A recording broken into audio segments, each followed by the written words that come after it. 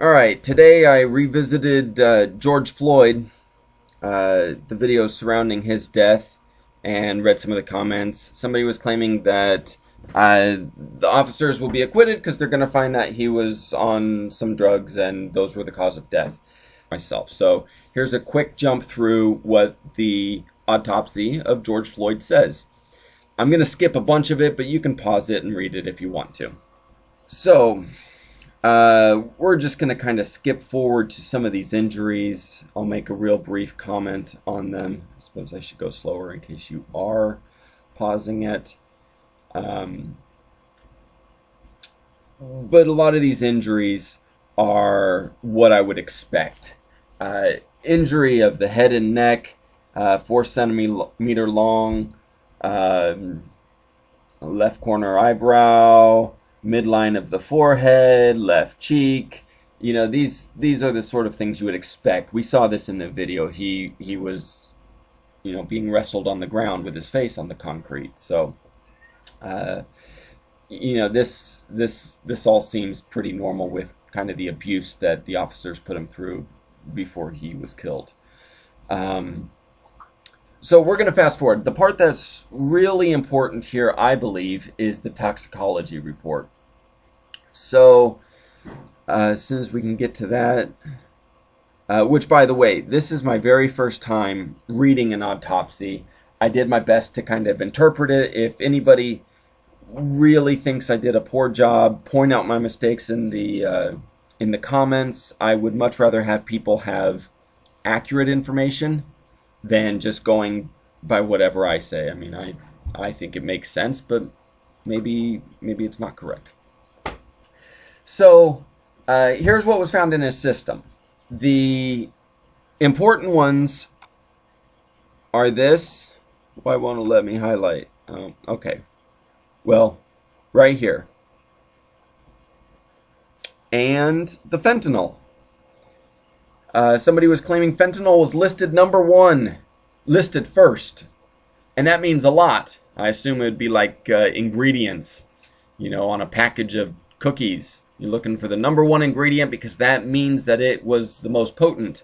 Well, I'm reading this and it shows the measurement and then the units of measurement. And it is not number 1. This one, 42, this is number 1. THC, marijuana.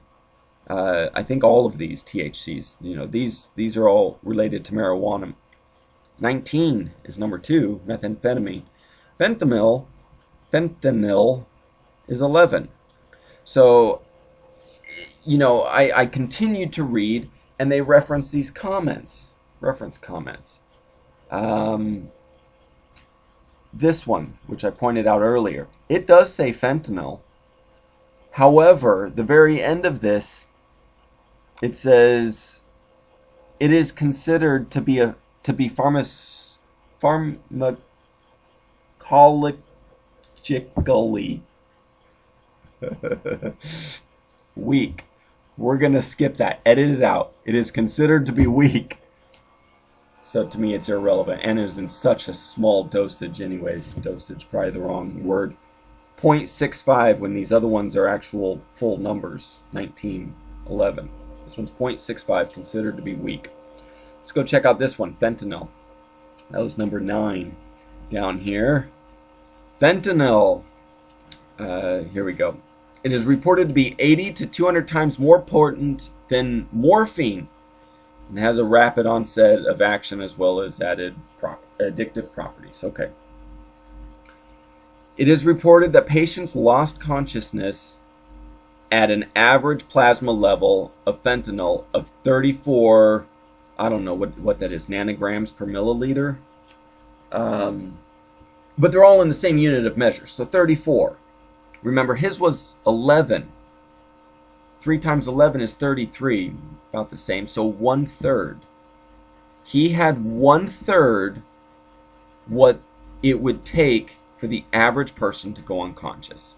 So if this is what they're using as their defense that he died of a drug overdose, at minimum it's more complicated than that. Because obviously if you start mixing drugs in your system, they can have different effects. He does have methamphetamine here, fentanyl.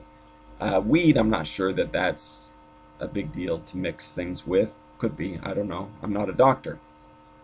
However, just thought I would do a real quick video on what his autopsy and the toxicology report, what it all said. So we'll just finish going through this in case you're wanting to pause it, look it over. I'll leave a link to where I'm getting this information from, and that's it. I'll leave a link in the description so you can check it out for yourself. Thanks for watching. If you thought this was useful, give it a thumbs up. If you didn't, give it a thumbs down. Take it easy.